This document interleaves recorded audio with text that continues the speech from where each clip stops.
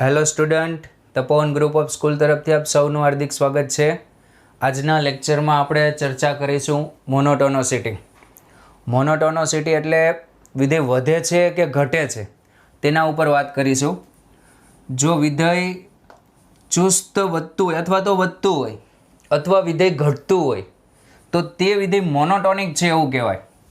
પરંતુ અમુક ટાઈમે વધે અને અમુક ટાઈમે ઘટે એને નોન મોનોટોનિક કહેવાય. પહેલાં તો વધતું વિધેય સમજીએ. સ્ટ્રિક્ટલી ઇન્ક્રીઝિંગ ફંક્શન કોને કહેવાય? સ્ટ્રિક્ટલી ઇન્ક્રીઝિંગ ચુસ્ત વધતું વિધેય. સમજો આ કોઈ એક ગ્રાફ આપેલો છે. પહેલાં બેઝિક ચર્ચા કરીએ પછી વિકલન પર જશું. આ ગ્રાફ આપેલો છે. આ ગ્રાફમાં અહીંયા આ પોઈન્ટ x1 છે, y is equals to fx નો ગ્રાફ છે. પહેલું પોઈન્ટ x1 છે. હવે તો હાઇટ કેટલી થશે? આ જે હાઇટ આવશે તે f ઓફ x1. ઓકે, ચલો. અને આ પોઈન્ટ x2 છે, આ x2 છે. તો આ જે હાઇટ છે તે થશે f ઓફ x2. તો અહીંથી તમને આકૃતિ ઉપરથી ખબર પડશે કે x1 નાના છે x2 કરતાં. x1 નાના છે x2 કરતાં. તો તમે શું લખી શકો? f ઓફ x1 નાના છે કોના કરતાં? f ઓફ x2 કરતાં. ઇન શોર્ટ આ વસ્તુ તમે શીખી ગયા કે વિધેય વધતું હોય ત્યારે અસમતામાં વિધેયને લગાડો અથવા દૂર કરો, અસમતા ન બદલાય. અહીંયા જે f હતું, f is a increasing function, f વધતું વિધેય હતું. તો હું બંને બાજુ f વિધેય અટેચ કરીશ તો આ અસમતા બદલાશે નહીં. ખ્યાલ આવ્યો તમને? આ સ્ટ્રિક્ટલી ઇન્ક્રીઝિંગ ફંક્શન હતું જેને સિમ્પલ આ રીતે વ્યાખ્યાયિત કરી શકાય આ બેઝિક વ્યાખ્યામાં. ચલો, સ્ટ્રિક્ટલી ડિક્રીઝિંગ આપણે આનો યુઝ નહીં કરીએ. આપણે ચર્ચા કરવાની છે વિકલનની, પણ એ ચર્ચા પછી કરીએ. Strictly ડિક્રીઝિંગ.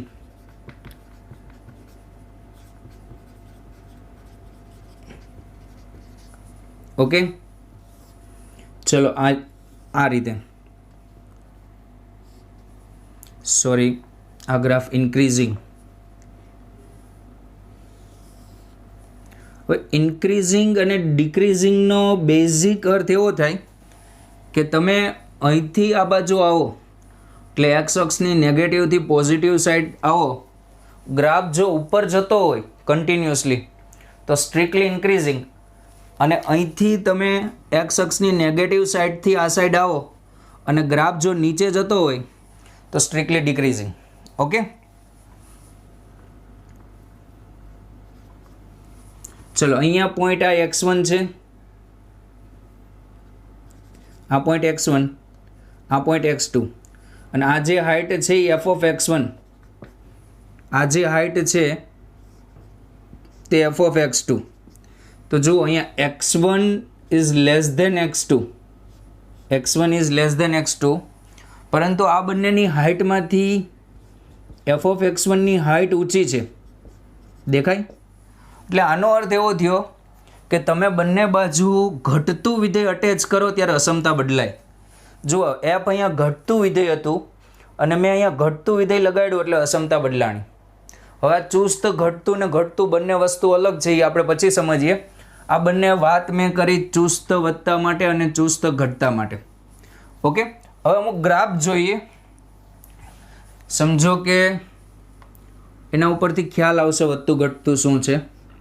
fx is equals to 1x નો ગ્રાફ જોઈએ. fx is equals to x.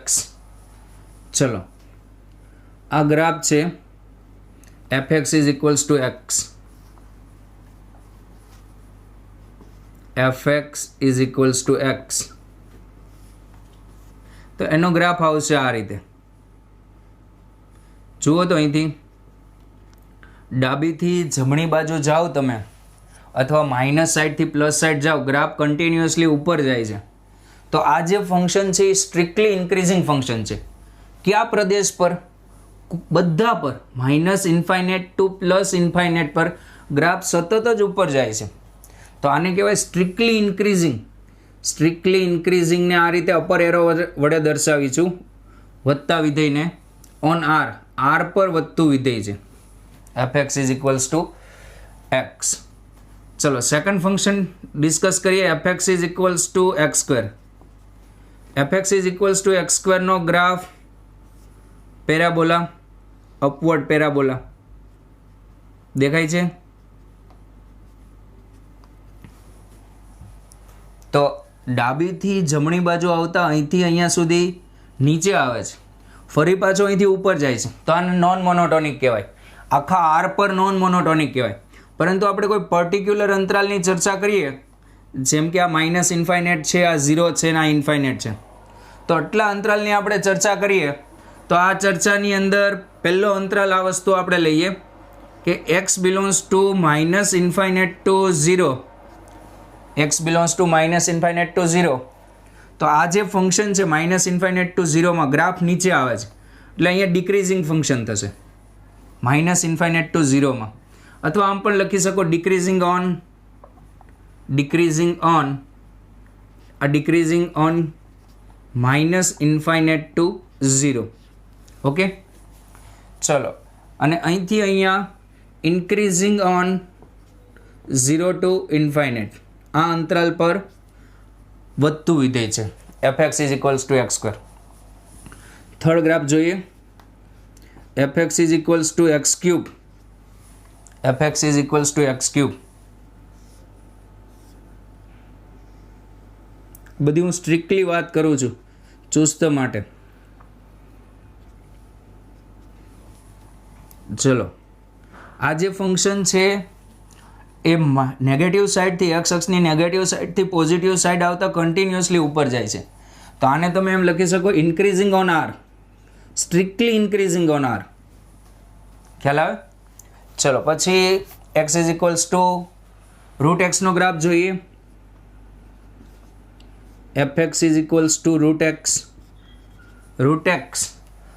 X એટલે પહેલાં આ વિધેયને એક એક બનાવો, એક્સ સ્ક્વેરને એક એક કઈ રીતે બનાવો? જુઓ, આ અનેક એક છે, અહીંયા જે કિંમત મળે એ સેમ ટુ સેમ અહીંયા મળે છે. અનેક એક એટલે વાય રિપીટ થાય, અહીંયા જે વાય છે એ અહીંયા રિપીટ થાય છે.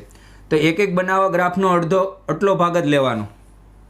હવે જુઓ, આટલું વિધેય, આ એક એક વિધેય બની ગયું. અને આમ પણ ખબર પડે રૂટ એક્સ એટલે એક્સ પોઝિટિવ હોવો જોઈએ, તો એક્સ સ્ક્વેરનું જે પ્રતિવિધેય છે એ રૂટ એક્સ છે. તો પ્રતિવિધેયનો ગ્રાફ બનાવવા વાય બરાબર એક્સની સાપેક્ષ તમારે પ્રતિબિંબ લઈ લેવાનું. પણ આમાં તમારે પડવાની જરૂર નથી, આપણે ચેપ્ટર 1 હજી બાકી છે, સંબંધ અને વિધેય. એટલે ડાયરેક્ટ હું તમને રૂટ એક્સનો ગ્રાફ કહી દઉં. રૂટ એક્સનો ગ્રાફ આ ટાઈપ આવશે, દેખાય છે રૂટ એક્સનો ગ્રાફ. ચલો જુઓ, તો આથી આ સાઈડ આવતા ઇન્ક્રીઝ થાય છે, તો ક્યાંથી ક્યાં 0 two ઇન્ફાઇનેટમાં, increasing on 0 two infinite. આને મોનોટોનિક કહેવાય. ભલે અહીંયા અંતરાલ લખ્યો મેં, પરંતુ આ બાકીની કિંમતો માટે વ્યાખ્યાયિત જ નથી. જો આ બાજુ વ્યાખ્યાયિત હોય, જેમ કે આ વિધેય હતું બંને બાજુ વ્યાખ્યાયિત હતું, તો અડધામાં ઘટતું હતું ને અડધામાં વધતું હતું, તો આ મોનોટોનિક ફંક્શન નહીં કહી શકાય. પ્યોર વધે અથવા પ્યોર ઘટે એને જ મોનોટોનિક કહેવાય. પાછું આ આટલા અંતરાલમાં મોનોટોનિક કેવું હોય તો કહી શકો. ચલો, f x is equals to root x. Fifth, f x is equals to mod x. Mod એક્સનો ગ્રાફ ખ્યાલ જ છે બધાને આ રીતે. હવે અહીંયા તમે લખી શકો, જુઓ તો અહીંથી આ બાજુ શું લખી શકો? Minus infinite to 0, decreasing on minus infinite to 0, decreasing on minus infinite to 0, and increasing on 0 to infinite. 0 to infinite માં વધે છે. Okay, next.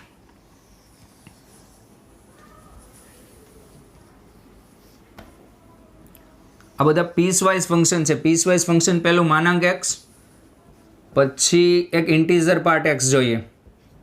Integer part x, આનો જે ગ્રાફ છે, આનો ગ્રાફ આ રીતે આવશે અહીંયા. ઓકે, 1 થી અહીંયા સુધી, 1 થી પછી આ રીતે આવશે. આ તમને ખબર જ છે, ઇન્ક્રીઝિંગ ફંક્શનનો ગ્રાફ આ રીતે આવશે.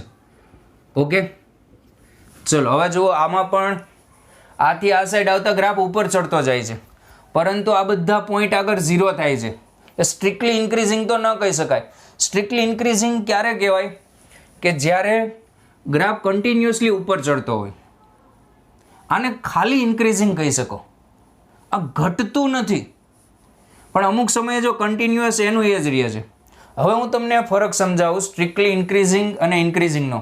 ચુસ્ત વધતું અને વધતાનો. વધતા વિધેયમાં અમુક સમયે કન્ટિન્યુ એની કિંમત રિપીટ થતી હોય. જો અહીંયા કન્ટિન્યુ એની કિંમત રિપીટ થાય છે તો એને ખાલી વધતું કહેવાય. વધતું એટલે ઘટવું ન જોઈએ.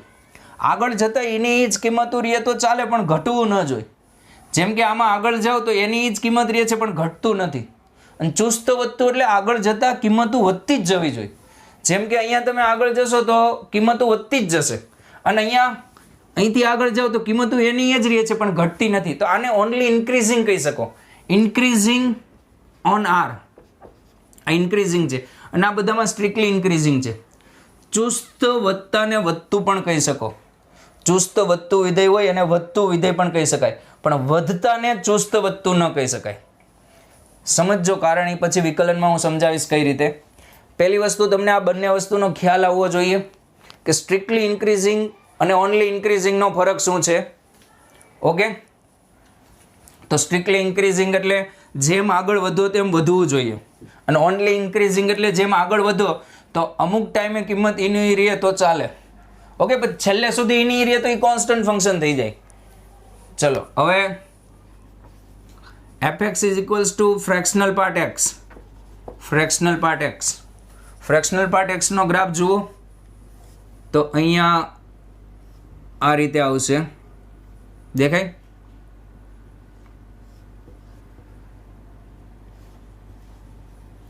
હજી આ સાઈડ પણ આવશે, પણ એટલો દર્શાવીએ તો જુઓ અહીંથી અહીંયા સુધી વધે, પછી ડાયરેક્ટ અહીંયા આવી જાય, પાછું વધે. આ નહીં ચાલે. મેં શું કીધું? કિંમત ઘટવી ન જોઈએ. એની એ જ રહે, અહીંથી આગળ વધે. જો આ જે ફંક્શન છે, આ ફંક્શન આ વધતું વિધેય કહી શકાય, પણ ચુસ્ત વધતું ન કહી શકાય. કેમ? તો કે આટલા વિસ્તારમાં એની જ કિંમત છે, આટલા વિસ્તારમાં. પણ જો આ જ વિધેય પછી આમ આપી દઈએ તો આ ચુસ્ત વધતું કહેવાય. જેમ જેમ એક્સ આગળ વધે છે એમ કિંમતો વધતી જાય છે. અહીંયા તો જુઓ પાછી ઘટી જાય છે, ઘટવી ન જોઈએ. તો આ જે છે ફંક્શન ઇઝ નોન મોનોટોનિક છે. નોન મોનોટોનિક એટલે વધતું પણ નથી અને ઘટતું પણ નથી. Non monotonic. ચલો આમાં તમારે કેવું હોય તો આટલા વિસ્તારમાં વધે, આટલા વિસ્તારમાં વધે. જુઓ અહીંયા આટલા વિસ્તારમાં વધે. Particular increasing on n to n plus 1 where n is a integer. જેમ કે અહીંયા 0 મૂકો તો 0 થી 1 માં આટલું વધશે, પછી 1 મૂકો તો 1 થી 2 માં આટલું વધશે. દેખાય? અહીંયા તો ડિફાઇન જ નથી એટલે એ વસ્તુ લેવાની જરૂર નથી. ચલો sin x cos x માં તો સિમ્પલ તમને ખ્યાલ જ છે. ln x ની વાત કરીએ, એક ત્રિકોણમિતિ વિધેયની વાત કરી દઈ. fx is equals two sin x ની વાત કરી દઈએ આપણે. તો sin x નો ગ્રાફ તમને ખબર જ છે.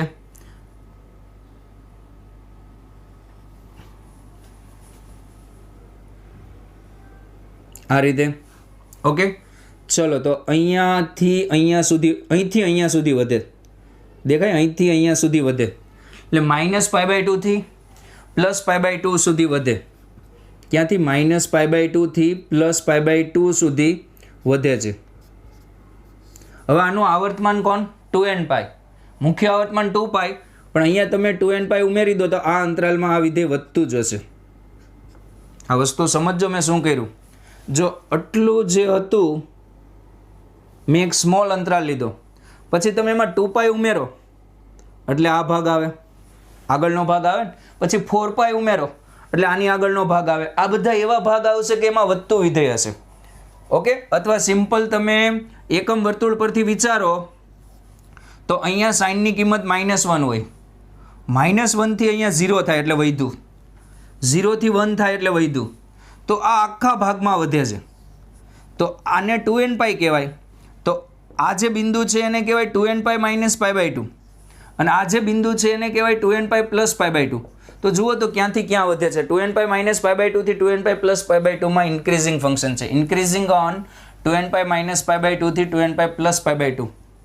અને ચુસ્ત પણ કહી શકો સર, તમે એમ કહેશો કે અમુક જગ્યાએ તો 0 થાય છે, એ હું સમજાવીશ, કાઉન્ટેબલ પોઈન્ટ હોય તો ચાલશે.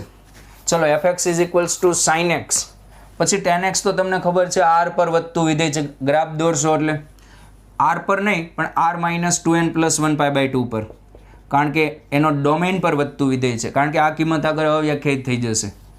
ln x ની વાત કરીએ, ત્રિકોણમિતિ બાકી તમે ચર્ચા જાતે વિચારજો એકમ વર્તુળ પરથી.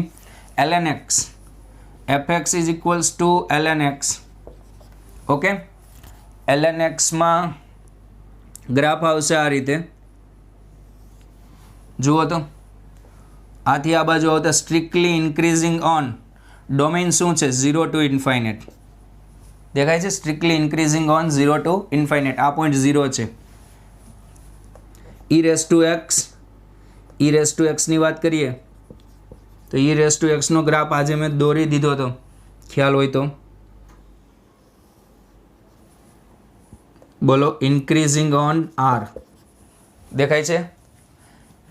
11 fx is equals two e raise two minus x ની વાત કરીએ તો આ રીતે આવશે. આ ટચ નહીં કરે x અક્ષને, આ જે ગ્રાફ છે તે x અક્ષથી થોડો દૂર રહેશે, ટચ નહીં કરે. ઓકે, નીચેની તરફ જતો જશે, જેમ આગળ જશે એમ, જેમ દૂર જશે એમ x અક્ષની નજીક જતો જશે, પણ ટચ ઇન્ફાઇનેટ થશે, જે તમે નહીં જોઈ શકો. અહીંયા નીચે જ છે ગ્રાફ આ રીતે. ચલો, આ જે ફંક્શન છે એ ડિક્રીઝિંગ ઓન r. ઓકે, તો એટલું કોપી કરો, પછી વિકલન પરથી ઇન્ક્રીઝિંગ અને ડિક્રીઝિંગનું ડિસ્કશન આપણે કરીએ. ઓકે, કોપી કરો એટલું. ઓકે સ્ટુડન્ટ, આપણે ચર્ચા કરીએ monotonicity with help of the derivative. વિકલનની મદદ લઈને આપણે ઇન્ક્રીઝિંગ ડિક્રીઝિંગની ચર્ચા કરીએ, એ આપણે એકદમ ઇઝી પડશે. ચલો, પહેલી વસ્તુ આપેલી છે, સમજો કે એક ગ્રાફ આ રીતે આપેલો છે,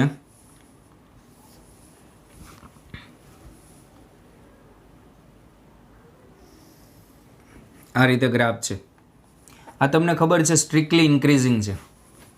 અને સેકન્ડ વસ્તુ, તમને ગ્રાફ આપેલો છે કંઈક આ રીતે,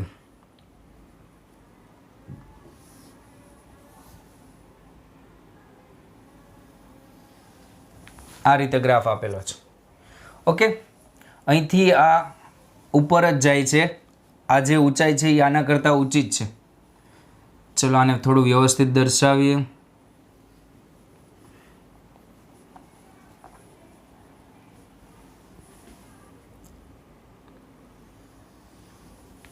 ચલો, આ રીતે ગ્રાફ આપેલો છે. હવે બંને ગ્રાફમાં ફરક શું છે જુઓ. અહીંયા તમે સ્પર્શક દોરો, આ બિંદુએ સ્પર્શક દોરો, એક અક્ષની ધન દિશા સાથે લઘુકોણ બનાવશે. આ ગ્રાફમાં તમે કોઈ પણ બિંદુએ સ્પર્શક દોરશો ને એટલે લઘુકોણ જ બનાવશે. કોઈ પણ બિંદુએ જુઓ, આ લઘુકોણ એક અક્ષની ધન દિશા સાથે વિષમ ઘડી દિશામાં. અહીંયા પણ તમે ટેન્જેન્ટ દોરો, આ બિંદુએ પણ તમે ટેન્જેન્ટ દોરો, લઘુકોણ જ બનાવશે કોઈ પણ બિંદુએ. ઇન શોર્ટ, આનું tan થીટા પોઝિટિવ થશે, tan થીટા પોઝિટિવ થશે. થીટા લઘુકોણ હોય, લઘુકોણ એટલે પ્રથમ ચરણમાં, તો tan થીટા ધન જ થવાનો છે. અને tan થીટાને આપણે રેખા ચેપ્ટરમાં શું કહેતા હતા? ઢાળ. અને ઢાળને કહેવાય, આ y બરાબર fx હોય તો ઢાળને કહેવાય f dash x. f dash x positive, then f is a strictly increasing function. ચુસ્ત વધતું વિધેય છે. Okay, increasing function. ખ્યાલ આવ્યો? હવે અહીંયા તમે બધા બિંદુએ, કોઈ પણ બિંદુએ ટેન્જેન્ટ દોરો તો અહીંયા પણ જો આ લઘુકોણ જ છે, એવું નહીં ઋણ બાજુ છે એટલે ગુરુકોણ હોય. આમ જોવાનું, આ 90 હોય એક્ઝેક્ટ, આ જુઓ 90થી ઓછો રહે છે. કોઈ પણ બિંદુએ દોરો, અહીંયા આ બિંદુએ દોરો તો પણ 90થી ઓછો જ રહેશે. દેખાય છે? પરંતુ આમાં આ બિંદુ આગળનો જે ટેન્જન્ટ થશે, આ બિંદુ આગળનો ટેન્જન્ટ એ હોરિઝોન્ટલ થઈ જશે. હોરિઝોન્ટલ એટલે એક્સ અક્ષને સમાંતર. એક્સ અક્ષને સમાંતર એટલે આ બિંદુ આગળ જે ટેન્જન્ટ ખૂણો બનાવશે એ ખૂણો 0 હશે. તો અહીંયા tan theta greater or equals to 0 થશે. એટલે કે f' x greater or equals to 0. તો અહીંયા ઓનલી ઇન્ક્રીઝિંગ ફંક્શન. હવે જો આમાં એક મુદ્દો છે, જો ગણી શકાય એવા નંબર આગળ 0 થતું હોય તો સ્ટ્રિક્ટલી ઇન્ક્રીઝિંગ કહી દેવાનું.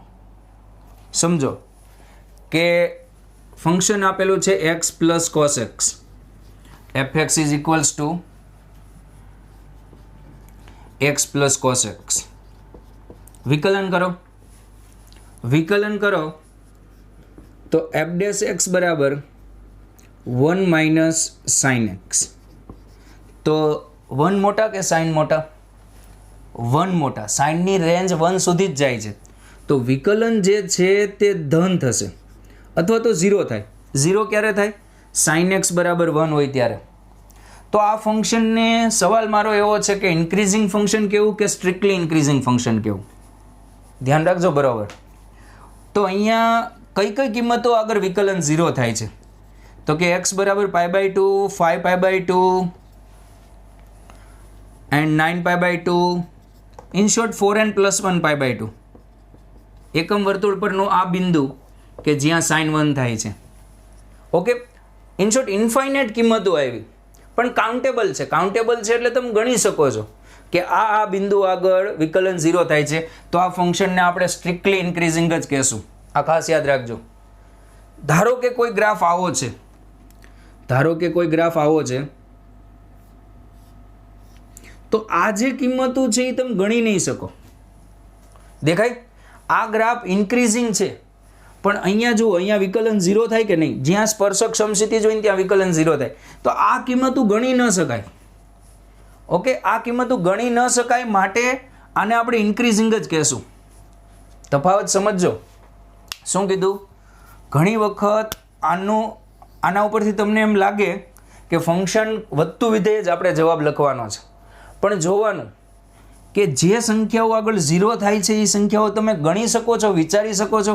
હા, કાઉન્ટેબલ છે, તો આને આપણે સ્ટ્રિક્ટલી ઇન્ક્રીઝિંગ ફંક્શન કહી શકીએ. ઓકે. અને બીજી વસ્તુ મેં શું કીધી? ચુસ્ત વધતાને વધતું પણ કહી શકાય. ચુસ્ત વધે છે તો વધે તો છે જ ને. ખ્યાલ આવે? આ વિધેય ચુસ્ત વધતું છે તો વધતું છે કે નહીં? હા, વધતું છે જ તે. પણ વધતાને ચુસ્ત વધતું ન કહી શકાય, કારણ કે આ ચુસ્ત રીતે નથી વધતું. ખ્યાલ આવે છે? અમુક જગ્યાએ 0 થઈ જાય છે. અને કાઉન્ટેબલ પોઈન્ટ હોય તો પાછું સ્ટ્રિક્ટલી ઇન્ક્રીઝિંગ કહી શકાય. કાઉન્ટેબલ એટલે ખ્યાલ આવી કે તમે એવા પોઈન્ટ ગણી શકો. ચલો, આ વાત થઈ સ્ટ્રિક્ટલી ઇન્ક્રીઝિંગની અને ઇન્ક્રીઝિંગની. સેમ ટુ સેમ બીજી વાત કરીએ આપણે, કોપી ટુ કોપી. અહીંયા ધારો કે ગ્રાફ આ રીતે આપેલો છે, આ રીતે.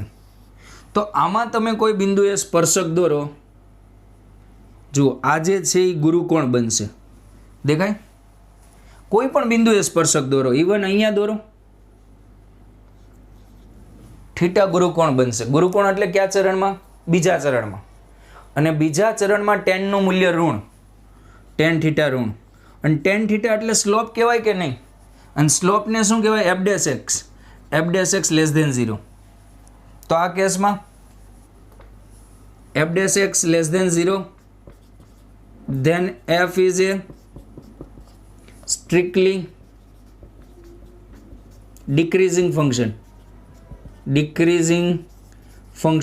f એ ચુસ્ત ઘટતું વિધેય છે. ઓકે, ચલો એવી જ રીતે આમાં વાત કરીએ.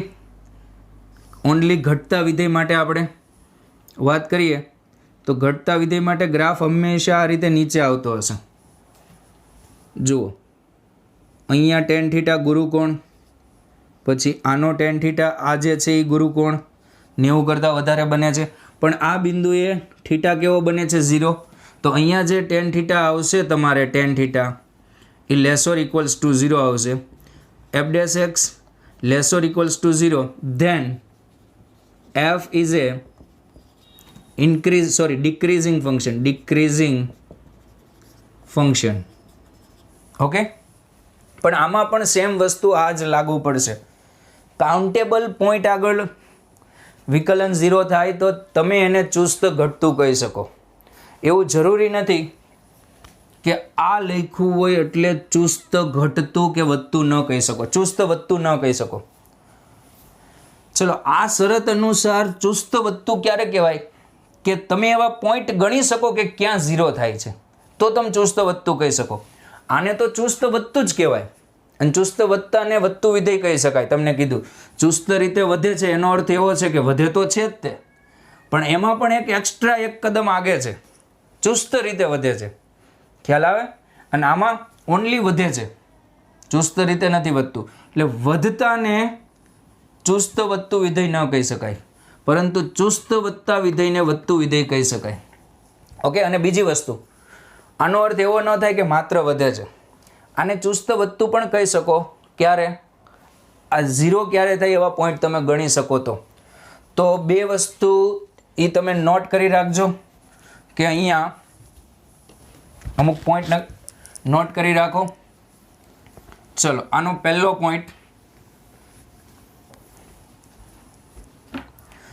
પોઈન્ટ આ છે,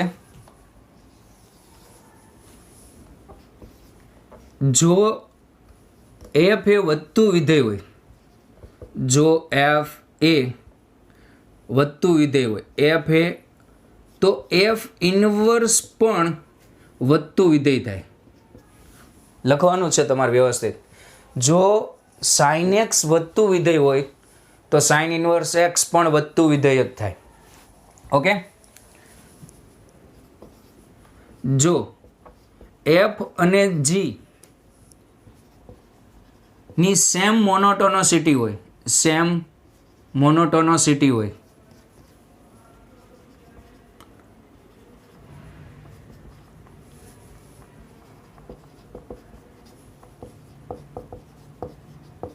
તો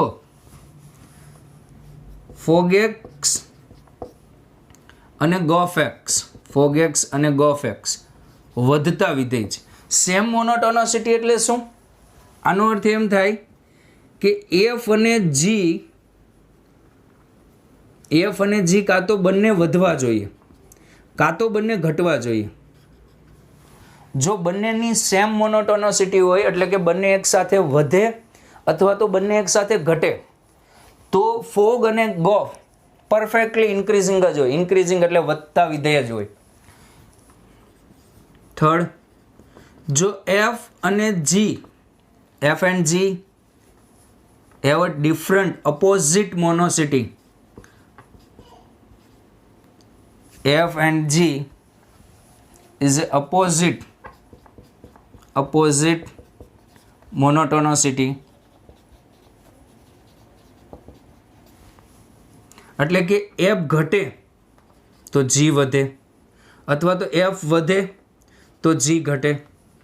તો ફોગેક્સ એન્ડ ગોફેક્સ કેવા થશે? ફોગેક્સ એન્ડ ગોફેક્સ ડિક્રીઝિંગ ફંક્શન થશે. આ વસ્તુ સાબિત પણ કરી શકાય, પણ આપણે સાબિતીમાં પડતા નથી. સ્ટાર્ટિંગમાં મેં જે તમને કન્સેપ્ટ કીધો હતો ને x1 લેસ દેન x2 વાળો, એ કન્સેપ્ટથી. ચલો, પછી f dash x is greater or equals to 0, જો f ડેશ એક્સ બરાબર 0 at countable point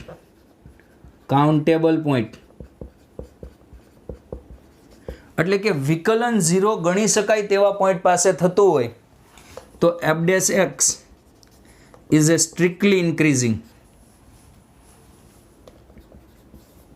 fifth, f double dash x is less or equals to 0, જો f dash x is equals to 0 at countable point countable point,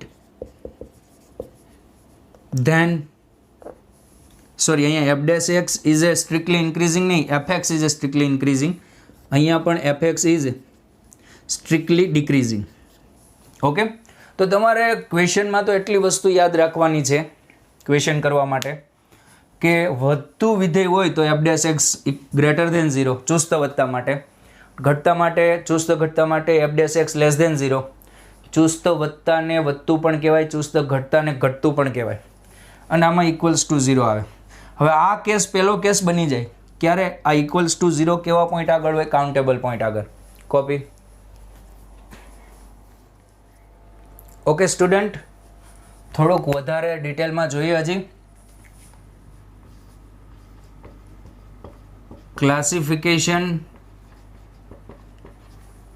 of strictly increasing. Strictly ઇન્ક્રીઝિંગમાં પણ ભાગ પાડેલા છે, જેમાંનો પહેલો ભાગ છે કોન્કેવ અપ. કોન્કેવિટી અપ હોય. હવે આ કોન્કેવિટી એટલે શું? સમજો કે આ ગ્રાફ આપેલો છે તમને, આ ગ્રાફ આપેલો છે આ રીતનો, અને આગળ પણ છે, ચલો ને આ રીતનો એક ગ્રાફ છે આ, એટલે વધારે ખ્યાલ આવશે. હવે આમાં સ્ટ્રિક્ટલી ઇન્ક્રીઝિંગ છે તો તમને ખબર જ છે. સોરી અહીંયા આગળ નહીં આવે, માય મિસ્ટેક. મોનોટોનિક જ નહીં રહી, આગળ ગ્રાફ દોરશું તો પહેલાં ઘટશે ને પછી વધશે એવું થઈ જશે. ચલો હવે આ ગ્રાફમાં તમને ખબર છે f dash x 0 છે, sorry f dash x greater than 0 છે. કેમ? વધે છે વિધેય એટલે ઢાળ એનો ધન હોય, દેખાય છે, લઘુકોણ ખૂણો બનાવે.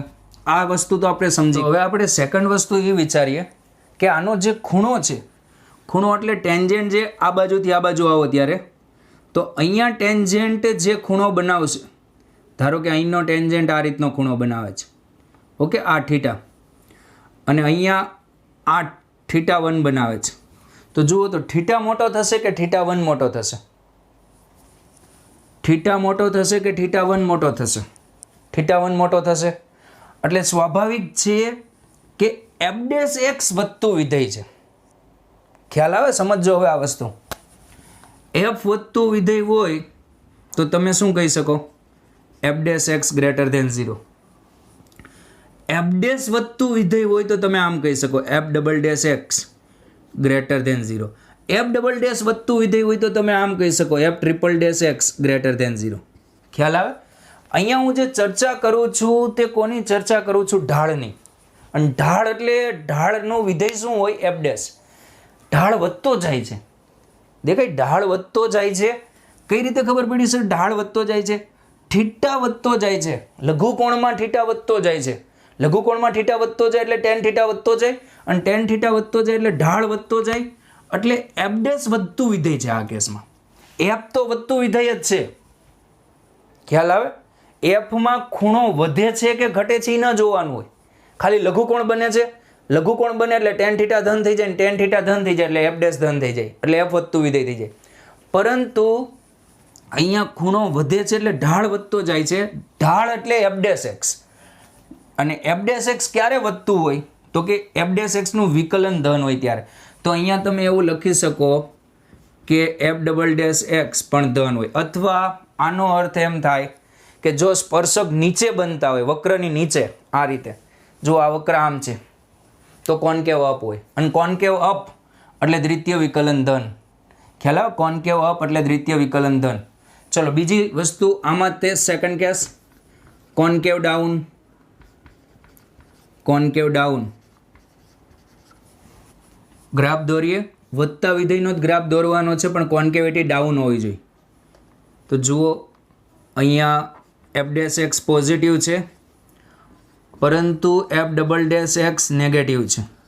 તમે વિચારજો કે ઢાળ ઘટતો જશે, જેમ જેમ આગળ વધશો એમ સ્પર્શકનો ઢાળ ઘટતો જશે અહીંયા.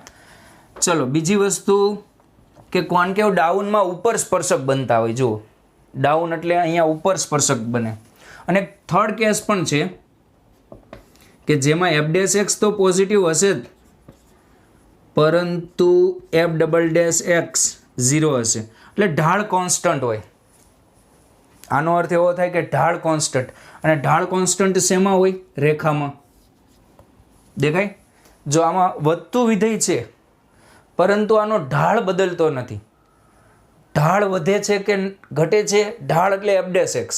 હવે એફ ડેશ એક્સ વધે છે કે ઘટે છે એ નક્કી કરવા એનું પાછું વિકલન કરવાનું, જેને એફ ડબલ ડેશ કહેવાય. હવે અહીંયા એફ ડબલ ડેશ વધતું ઢાળ વધતોય નથી ને ઘટતોય નથી, તો અહીંયા 0 થઈ જશે. ઓકે, ચલો સેકન્ડ ક્લાસિફિકેશન ઓફ. હવે તમે વાત કરી શકો બીજા પર, તમને ખ્યાલ પણ આવી જશે. સેકન્ડ વસ્તુ, ક્લાસિફિકેશન ઓફ ડિક્રીઝિંગ ફંક્શન. પહેલી વસ્તુ કોન્કેવ અપ. ઓકે, ચલો આજ ગ્રાફ દોરી દી. દેખાય? એફ ડેશ એક્સ, સોરી આ તો ઇન્ક્રીઝિંગ ફંક્શનનો ગ્રાફ થઈ ગયો. આપણે ડિક્રીઝિંગ ફંક્શન બતાવવાનું છે. ડિક્રીઝિંગ ફંક્શન. ડિક્રીઝિંગ એટલે આ રીતે આમ ઘટવું જોઈએ. તો અહીંયા f dash x less than 0 and f double dash x greater than 0. જો વિધેય ઘટે છે પણ કોન્કેવિટી અપ છે. અપ એટલે નીચે સ્પર્શક બને. ઓકે, સેકન્ડ વસ્તુ કોન્કેવ ડાઉન. કોન્કેવ ડાઉન, કોન્કેવિટી ડાઉન હોય.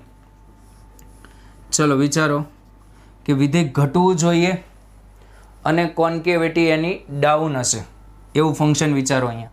તો આ રીતનું વિચારી શકીએ. દેખાય? ઘટે છે અને કોન્કેવિટી ડાઉન એટલે સ્પર્શક ઉપર બને. તો આ કેસમાં એફ ડેશ એક્સ નેગેટિવ ઓર એફ ડબલ ડેશ એક્સ પણ નેગેટિવ. આમાં પણ થર્ડ કેસ છે. આ second case. Okay, third case આ ટાઈપનો કે ઢાળ ઋણ હશે પણ ઢાળ કોન્સ્ટન્ટ હશે. ઢાળ કોન્સ્ટન્ટ હશે એટલે ઢાળનું વિકલન એટલે ડબલ ડેશ. ઢાળ એટલે એફ ડેશ અને ઢાળનું વિકલન એટલે ડબલ ડેશ. ઓકે, તો જેમ કે આ રેખા તમે જોઈ શકો, આ રેખા ઘટે છે પણ આમાં કોન્કેવિટી છે જ નહીં. ઓકે, કોપી કરો.